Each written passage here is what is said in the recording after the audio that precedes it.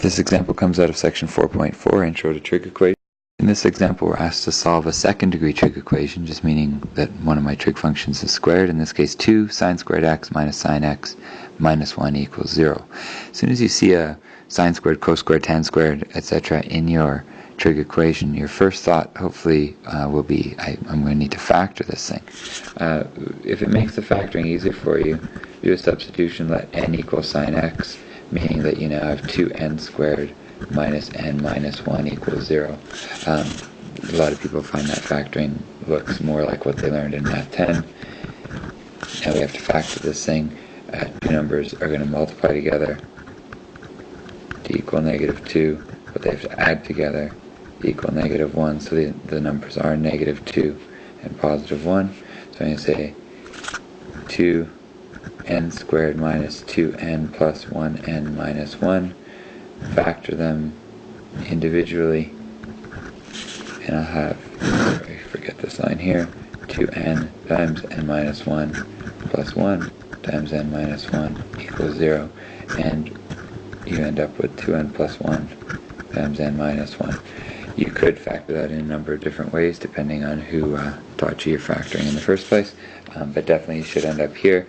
If I realize what answers for n are possible, either 2n plus 1 is 0 or n minus 1 is 0, so n equals 1 is a possibility, or 2n equals negative 1, meaning n equals negative 1 over 2.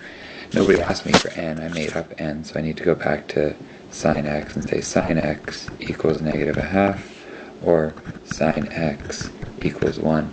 Often what happens in any kind of squared situation is you end up with two sets of answers, and so I need to look and say, well, where does sine x equal negative a half? Again, this is a unit circle value, so you may know this one off by heart, but sine is negative in quadrants 3 and 4, and the two answers are actually multiples of 30 degrees, 210 degrees and 330 degrees. You would get those if you found your reference angle of 30 and found quadrant 3, quadrant 4.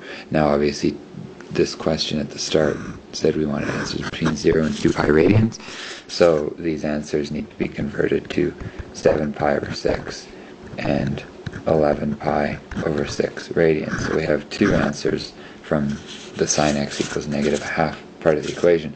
Where does sine x equal 1? Again, hopefully a value that you can pick off your unit circle.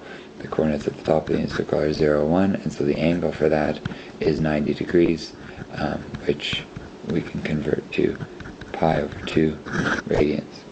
That's the only place on the unit circle where the value of sine is 1. So you have 1, 2, 3 answers to this particular trig equation.